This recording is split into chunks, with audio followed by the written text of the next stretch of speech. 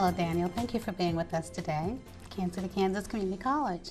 You had a program, and I'd like for you to tell us just a little bit about what you spoke about and all of the details and history of how you came to be the presenter that you are. Thank you, Robin, for having me here. It's been a pleasure to be here.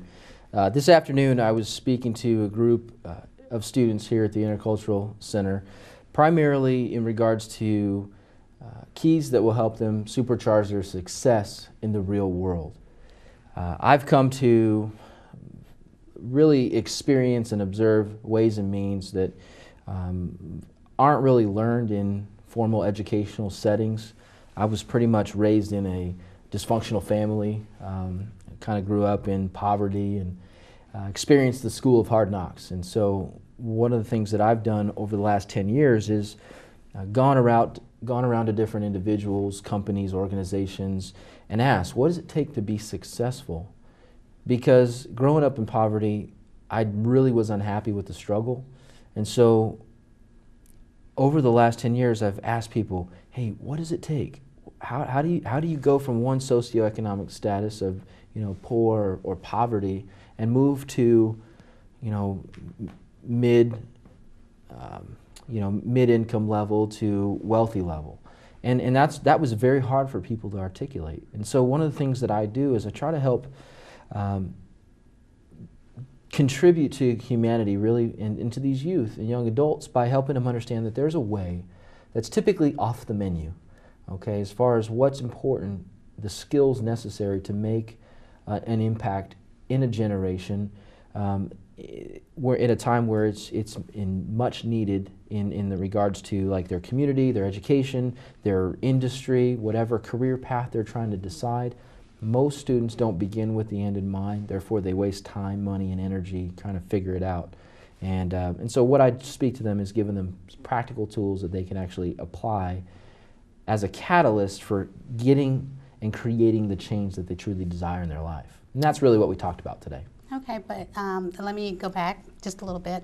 You started with a little bit of your own history. Yes. Can you share with us a little bit about what that was like and at what age you were, and just a couple of the struggles that you did have to endure in order to be?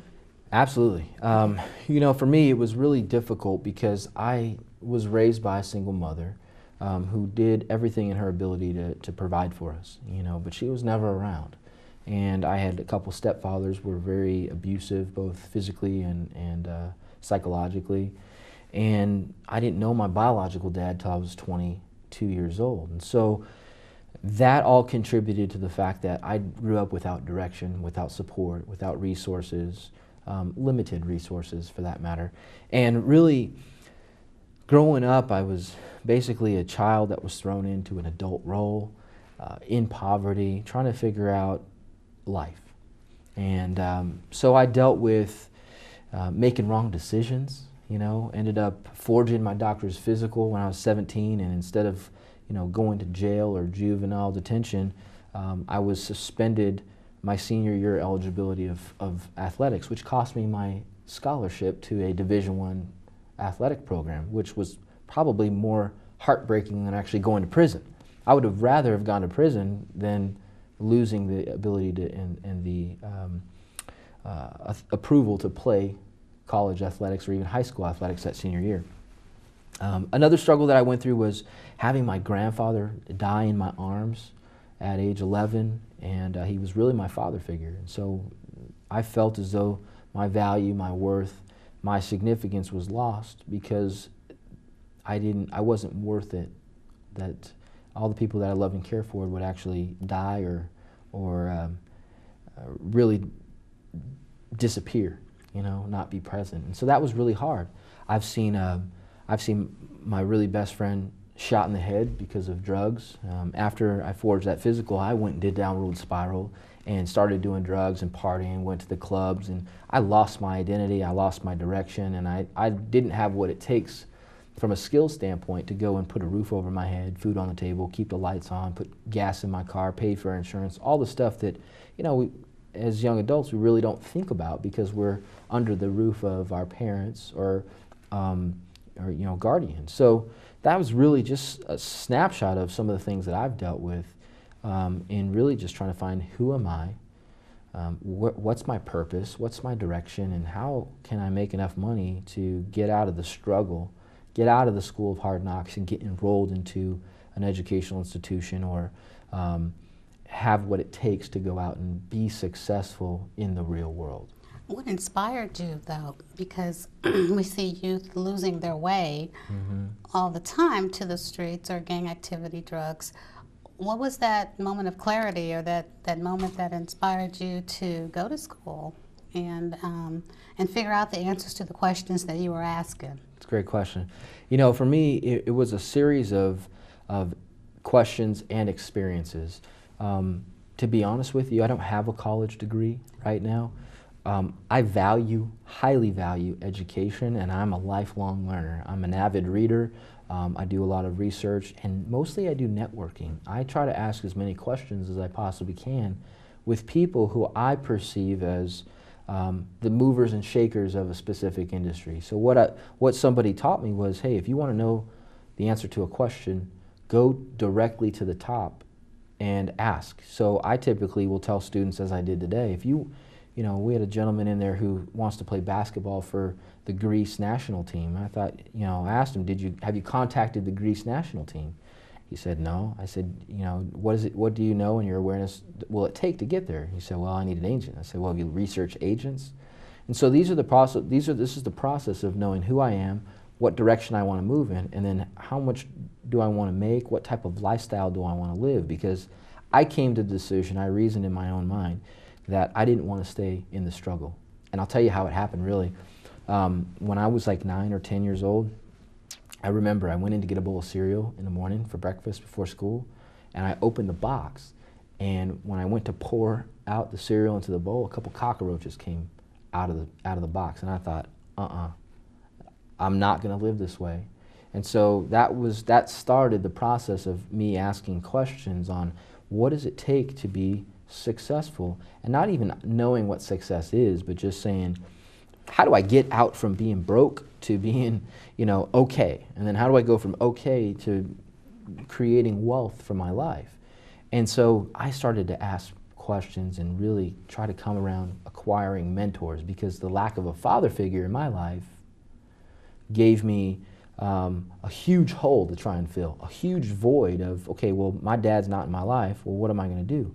So I started to basically cultivate relationships and with men who are successful, and asking people, and that's really how I came to that decision. And then just to kind of tag on to that, Kanye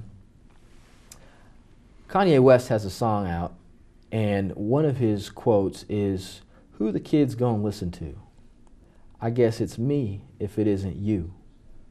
And I thought to myself, wow, if our generation is listening to Kanye West, which he's a great artist, he's a great musician, and he produces wonderful music, but some of the messages around his work don't necessarily give the repetitious thoughts that empower and enable a student to move in the right direction of their dreams. So I thought, man, what if I could come out and take my experiences, my hardships, my struggles, my successes, and share those with people who, maybe feel alone, maybe feel like they don't have hope or have direction, and in the course of doing that, giving them some key principles and nuggets of wisdom that people have poured into my life who have got me where I wanted to be today. Are you finding the same types of questions from the youth?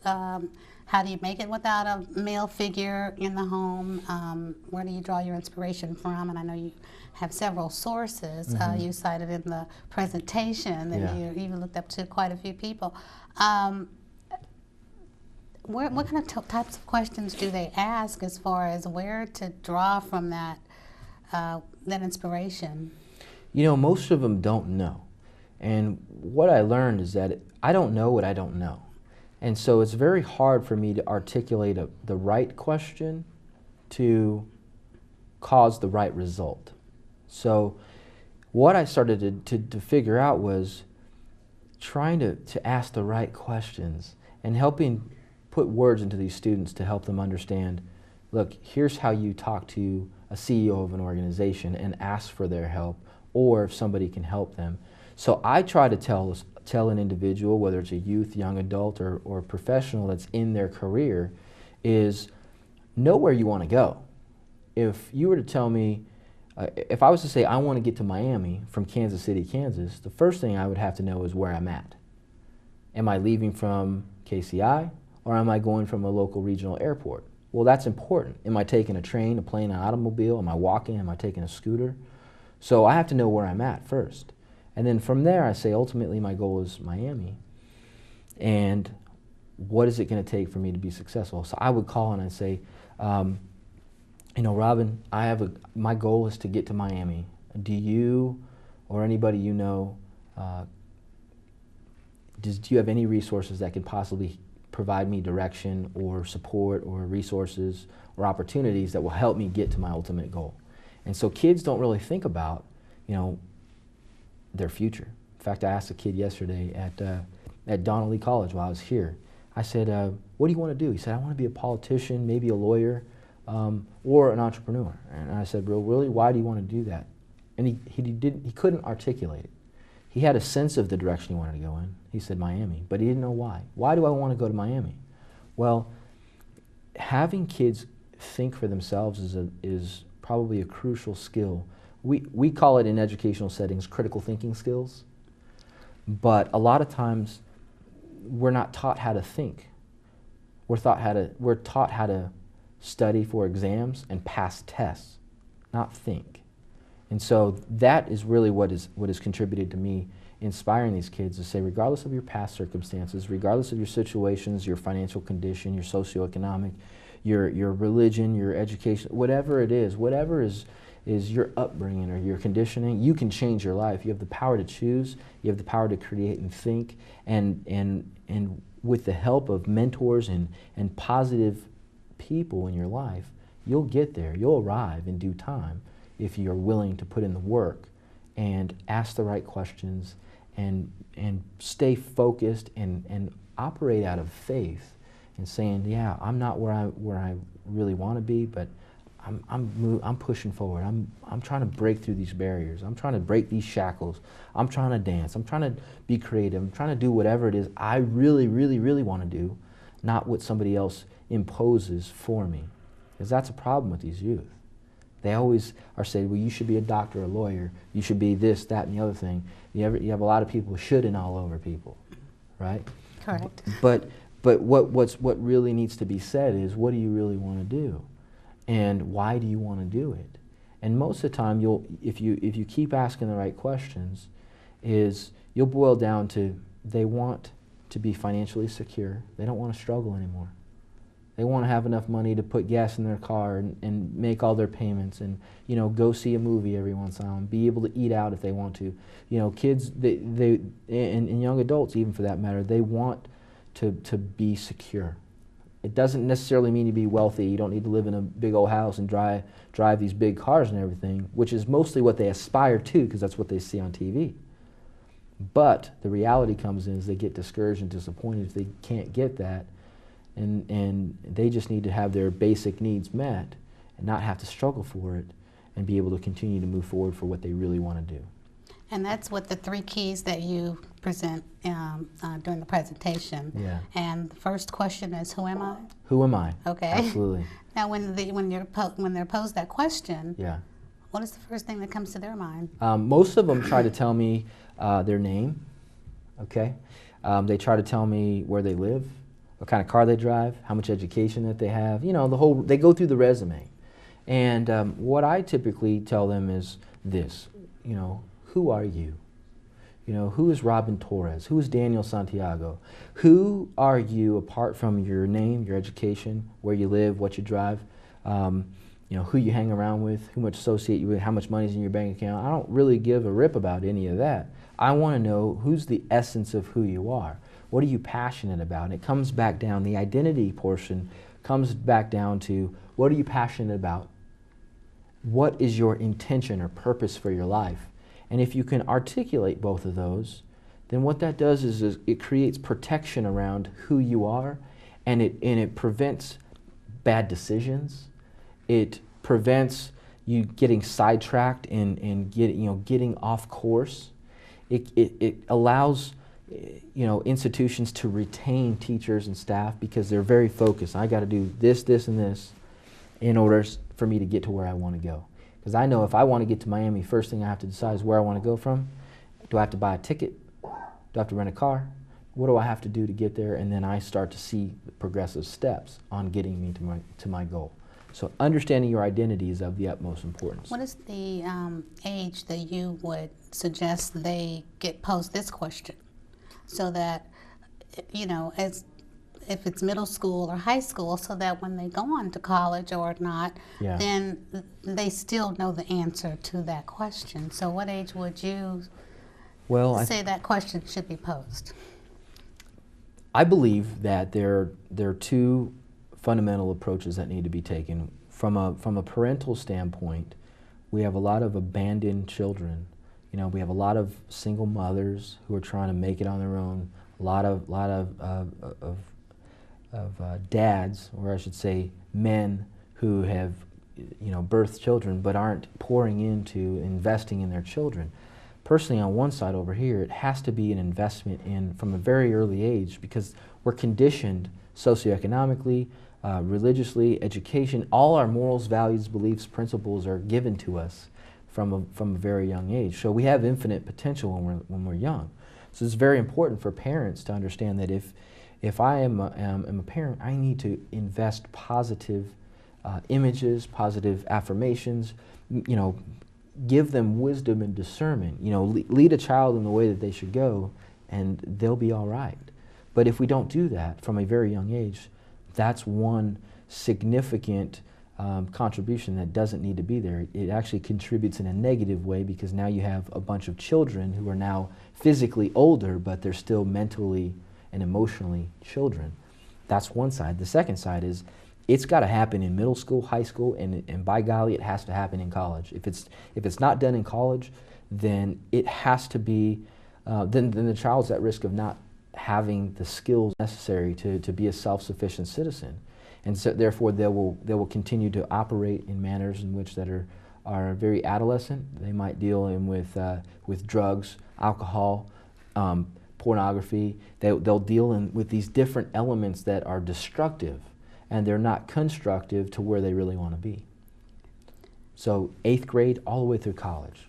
And I noticed also in your presentation that you were gearing it more towards the instructors, professors, or teachers.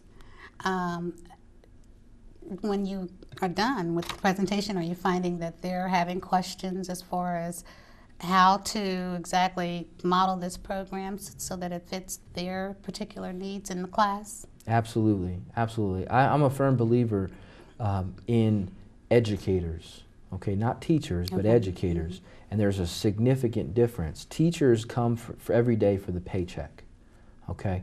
They come because they are credentialed, they're tenured, and they are intellectually adequate to lecture, to communicate information enough that hopefully through repetition and retainment, a student can actually pass a test come graduation time.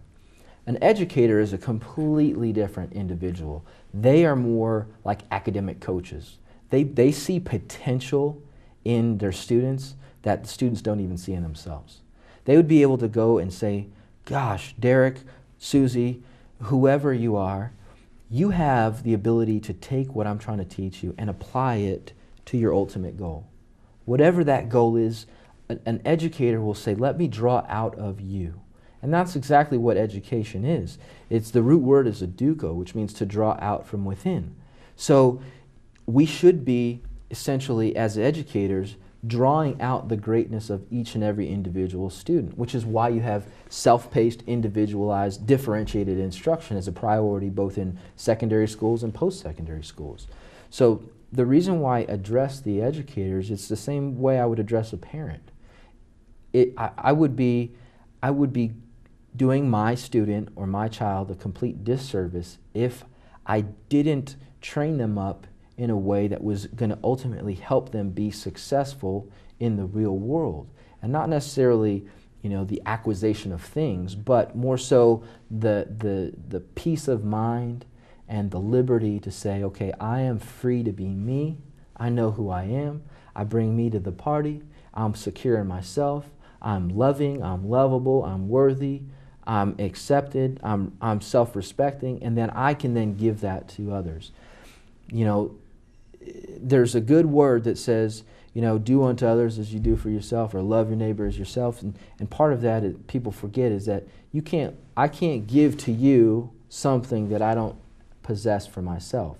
So if I want to, as an educator, inspire you, educate you, motivate you to do something great, to be able to prepare you for where you want to go, I have to know what that is to me as an instructor, as an educator, and to say, man, what I do is so much bigger than just my paycheck. It's not about the money. It's about the ability to impact hearts, minds, and lives for generations to come. So besides educating, you're also serving as a mentor / inspirator.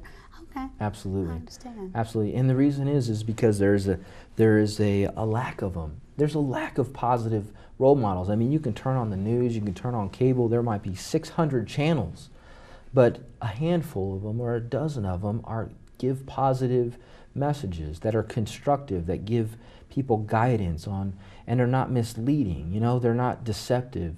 They're not lies. And so where's a student going to go? It's like, you know, we had a student in the session today stand up and say, okay, look, I've dealt with traumatic experiences. I'm here, but I'm not healed. I want to get whole, and where do I go? And if she doesn't have somebody that she can look and turn to and say, that person right there has got it right, they have their life in order, they're loving, they have what it takes, then where's she going to go? She's going to turn on, you know, a cable channel, and they're going to get, they might get beats, rhymes, and life, but it's only a half truth. They only see half of the story, and so they're left limited in their circumstances, their situations, and their results. Wow. So you do this all over the world, or the country, I'm sorry. You do this throughout the United States? I do. Mm-hmm. I'll go wherever people realize that there's need. See, and we can't change or heal what we don't acknowledge. And so as educators or as business professionals, if I'm a CEO of an organization and I realize, man, my numbers, my bottom line is going down, and why is that going down? I mean, we have everything in place, what's going on? Well, typically, you'll find people go to work on a daily basis, they're doing it for the paycheck. They're not doing it out of passion.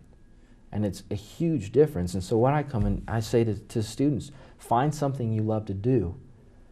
Learn how you can get paid for it. And every day that you do what you love, it's not work. And so it doesn't matter what it is. It could be, you know, from playing baseball to basket weaving. It could be from culinary arts to, you know, being a curator. Whatever it is, if it fires you up, do it. But ask, how can I figure out a way to get paid for it? Because the law of compensation says you always get paid in direct proportion to the service that you provide. Our kids are not conditioned, our youth and young adults are not conditioned to provide service. There's a mindset out there that says, I deserve this. You know, they have almost this idea of serve me, you know, because that's just how it is. And part of it is based on their upbringing, their conditioning. See, we have a boomer generation who had all these kids, and they threw money, things, bling, they threw everything at them and said, I don't really want to be around emotionally and psychologically. I don't want to spend time with you, so I'm going to give you all this stuff. Then they grow up through middle school and now into high school and even into college, and they're like, okay, well, I don't even know. I don't even want to work. I mean, I've had everything handed to me my whole life. Why should I work? And so now you have a huge problem because you have employers who are now retiring their boomer generation, their fathers and daughters, and now there's the kids who have come through the educational system aren't prepared, nor are they willing to go and be effective, provide value and service to the organization, or they don't even have enough awareness to say, well, I don't necessarily want to work for a corporation. I'm going to start my own business. So I'm going to be an entrepreneur. I'm going to have multiple sources of income.